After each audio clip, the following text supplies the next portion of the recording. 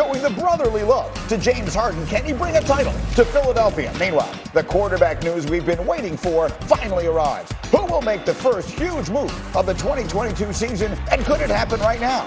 Plus, Gronk speaks. Do his words mean the end of the title talk for Tampa Tom? Those are the questions. We've got all the answers as we get up with you, starting right now on this Thursday. Tannenbaum's got his 10,000 steps in before we even got going this morning. We're ready to roll. And that's not all. Look at the squad we've got for you today. Zach Lowe's got the basketball covered for us this morning. Diana and RG3 are ready to roll. We're going to be busy. Let's hit it. We begin in the NBA, where James Harden has signed a new 2-year, $68.6 million contract with the 76ers. It guarantees him $33 million next year, and then the opportunity to decline a player option and negotiate another free agent deal next summer. So this could be viewed as Harden betting on himself to a degree here, Zach Lowe. And there is sort of a vintage Harden that we haven't seen in some time, Zach, and he's been talking about getting back there. Is there reason to believe he will be the James Harden of old this coming season for the Sixers?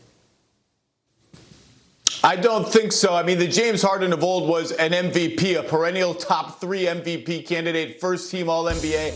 I think that guy, in all likelihood, has aged out of the NBA. That said, people have sort of written him off as an all-star, third-team All-NBA level player too fast. I think that's a perfectly reasonable outcome. James Harden all-star, James Harden in the conversation for third-team All-NBA, maybe even second-team if things go right. That guy with Joel Embiid and a renewed group of bench players and starters that fit better around those two guys, that guy turns the Sixers into a contender. This team is deep because of the deal that Harden took, in part allowed them to get PJ Tucker, Daniel House, other guys. They're deep, they're talented, and they have a chance against Milwaukee, Boston, and Miami now if that James Harden shows up. Maybe the best Sixers team of the Joel Embiid era.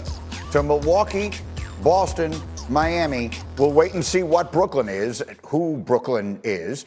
But I wanted to sort of nail you down on that. The Sixers belong in that group. You could see a scenario where Embiid has another MVP-type season. Harden gives you the year you just had. If they do, then this team's ceiling is what? Championship. I mean, I put them behind Milwaukee and Boston. I think those two teams are just unbelievable. Both of them got better in the offseason. Milwaukee just by bringing the band back together and getting healthy. So I think Philly starts a tick below those two teams. But absolutely, if James Harden has that kind of year, if he's in shape, if he's ready to step up in the biggest playoff games instead of receding into nothingness like he did the last time we saw him, if they can absolutely go toe-to-toe with those two teams, and if you can do that, your ceiling is championship. All right, so Harden is back, and again, he bets on himself, and he gives the team the flexibility to perhaps make a run at a title. Zach, stay close. I'm coming back to you for much more, but the NFL is my next stop because we have big news from there as well. The 49ers have given Jimmy Garoppolo's agents permission to seek a trade. Adam Schefter tweeting that yesterday. Garoppolo is recovering from off-season shoulder surgery. He has now been cleared to practice as the 49ers prepare for the start of training camp. Now, for all the question marks about Jimmy G, I want to just put this up there for you. The man is 33-14 as a starter. When he plays, his teams win. He's one of 7 quarterbacks to debut in the Super Bowl era that has won 70% of his games with a minimum of 40 starts. Look at the names on the screen. There isn't a one of them, I don't think, that hasn't won MVP of the league at one point or another, if not multiple times. And now Garoppolo winds up on there as well. Tannenbaum is going to jump out of his seat. But Diana, I want to start with you as my insider this morning to just give us the details. What exactly is the latest on the Jimmy G trade front? All right, from talking to sources around the league last night about what they think how this is going to play out, most think that once camp gets going and a team shows that they're desperate, that's when a move will be made.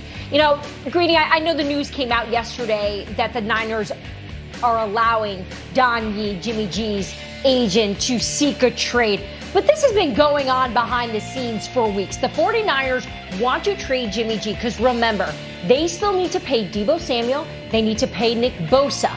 Jimmy G has a $26 million hit against their salary cap. And by the way, it's important to note, if a team does trade for Jimmy G, he's got 1 year left of a salary of about $24 million. That's a lot. So we're not sure right now if the Niners are willing to take on some of that money, but you have to figure there's got to be a team who thinks that perhaps they're knocking on the door to the playoffs if they're going to pay that much money for Jimmy to come on. So, Mike T., why do you look so exercised as we're having this conversation? Because if we were a law firm, Greeny, you just made our closing argument. The object of the exercise is to win professional football games. They win when he plays. What are we doing here? We could go find room to sign Deebo Samuel and Nick Bosa, but they win when he plays quarterback. They average 28 points a game. I love Trey Lance. I don't like him. I think he has a great future, Greeny, but it's a massive question mark right now. Why not keep both of them? It's a 17-game season. There's no reason to trade them. So to be clear, you're saying keep him A, as your starter, or B, as an insurance policy in case Lance either does not play up to their beliefs or gets injured? Yeah, I would definitely start him based on the way he's played. It reminds us what we talked about this morning. The New York Jets, early in the 2000s, we had Chad Pennington, a first-round pick. We had an aging Vinny Testaverde. We made that transition. Chad Pennington led us to the playoffs for a number of years. There's no downside, Green, to have Trey Lance to continue to develop behind Jimmy G as long as they're winning games. It's a complicated question. Let me go to my quarterback this morning. RG3, what do you think of it? Yeah, Greeny, my first reaction is that if the 49ers wanted to keep Jimmy Garoppolo and start him and allow Trey Lance to continue to develop, they should have came out and said he was their guy at the end of the season. Instead, they kind of left him out to dry. I'm actually shocked that this news came out because I thought that Jimmy Garoppolo was seeking to trade from the second they got eliminated from the playoffs. So for me, it's like Trey Lance needs Jimmy G to not be there. This guy was beloved in the locker room. You saw the stats there. He's won a lot of games for this organization, and his teammates love him.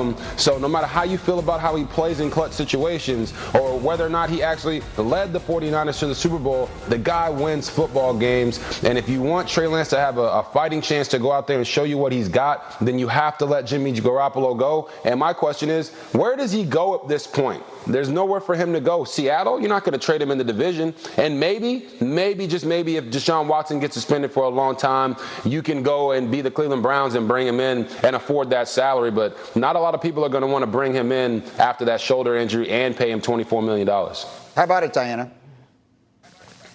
Yeah, and the trade within the division, that is a tough pill to swallow if you're the 49ers, to have the Seattle Seahawks potentially maybe beat you. Mike T., you brought up your situation with Chad Pennington. I know we had a conversation earlier. Sometimes that doesn't always work out. If you trade away the quarterback that was on your roster to a team in your division, that can come back and haunt you. So that's something that they're not going to want to do. But I still think, from the conversations I had, that the Niners' priority is to trade Jimmy. So while, yes, it wouldn't make a lot of sense to go to Seattle, they want to move on from him.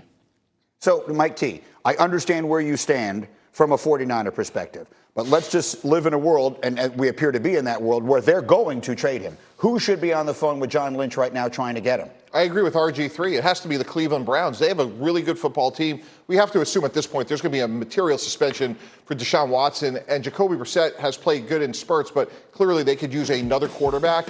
But to Diana's point, now if you're Cleveland, his value goes down, not up, Greedy, because no offseason program, you're on the precipice of training camp, and you're coming off of a shoulder surgery. His value to Cleveland's going to go down, not up. So I think that's the one spot where it could be a win-win, but that should have happened by now. Well, so what are we talking about here? I mean, what are we trading for him? What are you giving up for him? A conditional fourth-round pick, and then if we go to the playoffs and he plays 60% or more, maybe it becomes a third. When we were at the Jets and trade for Brett Favre, that's the structure we used with Green Bay. It was a third-round pick that could go up based on play time and team.